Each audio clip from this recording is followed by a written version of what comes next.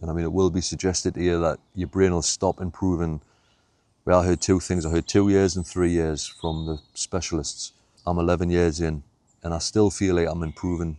Hello, welcome to another video about brain injury. Hopefully a positive one for you, particularly if you're at them early stages. Let's have a little look where I am here, out in the countryside. Nice piece of nature, the peacefulness of nature, which certainly helps. I'm 11 years in to my recovery and it still helps coming to places like this. Just gives you that peace. Anyway, welcome to the video. Let's kick off by saying I'm not a brain injury specialist, but I'm a brain injury survivor, which has got to give us some sort of, if not expertise level, it gives us first-hand experience, which a lot of doctors and experts don't have.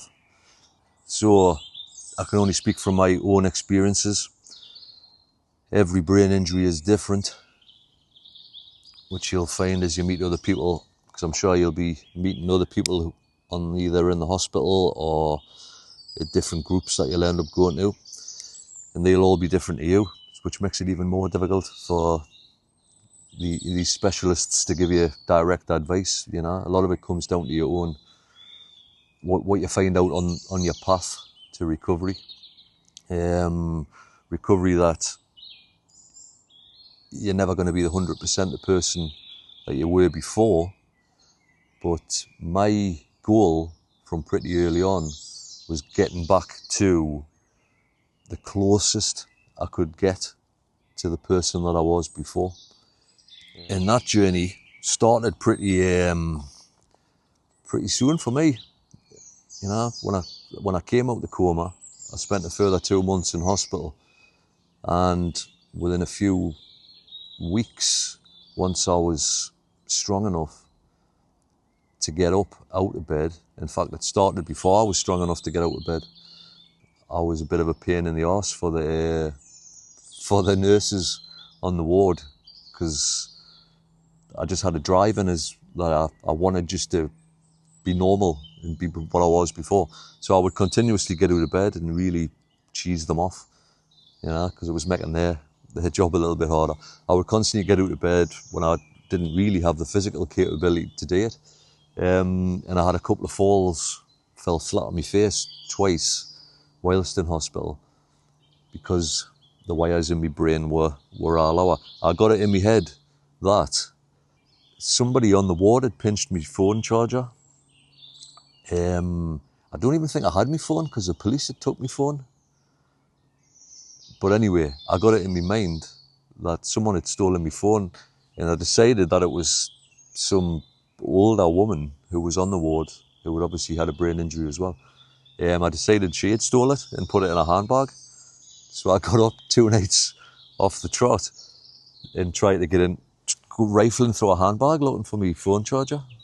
And on my way to the handbag, or from the handbag, I fell over and then smashed my face. So ended up with black eyes and stuff, and ended up with a big lump on the end of my nose there for life. I didn't break my nose, but I must have been close to it. Like, anyway, try not to get up before you're physically capable of doing it. But certainly within a few weeks, I was in hospital, and I think this helps, just having that get up and that drive to get well. You need that, so try and keep that. And for all, you're never going to get back to 100%. You can keep trying to get back to it, and that's your goal once you've had the injury. If you're in hospital long term, I found having a routine as soon as I was well enough to do it, because you're sleeping a lot of the time. Fatigue is horrendous, so you're going to be sleeping a lot. But trying to get a routine going, which mine was, I mean, you'd be rudely awoken in the morning by the nurses who are going to do blood tests and check your vitals and give you breakfast and stuff. Your time in hospital is basically centered around meals and blood tests and blood pressure checks and stuff like that, which isn't a bad thing. They're keeping an eye on you and they're feeding you. The food isn't exactly French cuisine, not in a UK hospital anyway, but I wouldn't want snails anyway. But it was alright, kept you alive. So set your goals, say, right, you've had your breakfast. And what my goal was to have a shower in between going back to sleep and before dinner time, have a shower, have me dinner. And like I say, after a few weeks, when I did feel physically capable, I would get out into the hallway. There was a certain point I got my own room in the hospital and there was a short hallway outside, and I would just ensure that I would get up at least once a day in them early stages and walk up the hallway 2 or 3 times, up and back, which can be a little bit frightening because you think, Jesus, I've only walked up a hallway 2 or 3 times and I'm absolutely wrecked. But that's normal. You're going to feel like that because the fatigue hits you. It's chronic fatigue. So after doing that, you would come back to bed and sleep for a few hours. It's basically your body's telling you need to sleep while your brain heals. So sleeping is not a bad thing, and it's going to happen. You're not going to have a choice anyway. But the routine helps. Shower, walk. You would get visitors in between who you could conversate with, but that wears you down as well, having to think conversation-wise, and you're talking a lot of rubbish in them early stages. Like, God knows what I was coming out with. I've heard some of the stories of what I was coming out with, and it's garbage. But you've got to try and you forget that. You just move on. That routine in the early stages helped. Once you're out of hospital, you've got to try and continue that, which is the hard bit, the harder bit, because you haven't got those key points during the day where a doctor or a nurse is coming in, taking, like I said, blood tests and stuff like that, and giving you medication. So it's harder to do. But in my case, there was a brain injury team locally who would come out every few days, I think, during them early stages, and they would ensure I would get out for a walk just round the street, fresh air. And like I say, it splits up that day and it keeps you focused. That short walk lifts your spirits because you're going to have low times, because the hospital inevitably sets low expectations for anyone who's had a traumatic brain injury. The prospects for me weren't good in them early stages. They weren't good at all. But I find the hospitals do tend to treat every brain injury survivor the same, and there's no 2 brain injuries the same. Every brain injury is different, but everyone tends to get the same treatment. Use some of your own intuition. You know your body better than anyone else, so take their advice, but also keep in mind that you know more in-depth information regarding how you're feeling. You know whether you're capable of going out and walking up a street or not, and if you feel like you can do it, then do it, obviously with care. I don't think you're going to run a marathon in the first 6 months of having a brain injury, but you can certainly get out and go for a walk.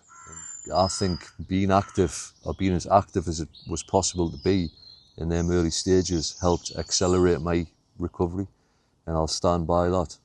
And I would advise anyone in them early stages to do as much as what they can physically feel like doing, which for me was walking up the street and back, and then followed by a 3-hour sleep to get over it. If you're watching this and you're at the early stages, you haven't felt this yet. But for me, every few weeks, you'll look back and you'll just do something and think, yeah, I couldn't do that a couple of weeks ago. Whether it's sitting down to concentrate on writing out a form, or I remember at the time I was receiving lots of letters from police investigations, solicitors, brain injury teams, hospitals, stuff like that. And one day, I was out of hospital at the time. I was back at home, and I just sat and organised them all, and then filed them. And I remember thinking, there's not a hope in hell. I could have put them into any sort of order. I think I put them into date order. And then, you know, whether it was police or whether it was solicitor. And anyway, I just did that and it felt like an accomplishment. It's little things like that keep you going and inspire you to keep moving forward. So what I'm saying is don't sit and dine out, you know, because it will be suggested to you just to rest, which you do need, but your body tells you when you need that, like, you know, you don't have any choice but to sleep. Remember them milestones. Every time you hit one and think, I couldn't do that a few months ago, and now I can. Because that's what really keeps you going. And I mean, it will be suggested to you that your brain will stop improving. Well, I heard two things. I heard 2 years and 3 years from the specialists. And now I'm 11 years in, and I still feel like I'm improving on certain things. Your concentration levels grow over time. And I think that continues. And exercise is an important, for me personally, was an important element of that. Because it lifts everything. Not only it builds you physically, and it gets the old brain working again.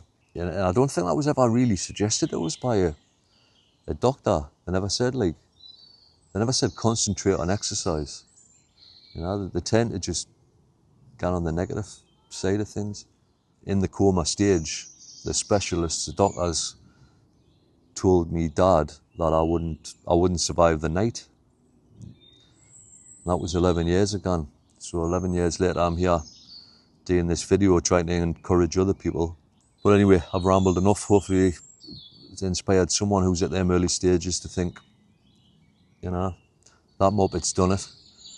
Let's see how far I can get back to the person I was before. So if I can go from death's door till 11 years later, walking a few miles to get to a nice beautiful spot like this, so can you. So I hope that's inspired you in some way. Good luck with your journey and more power to you.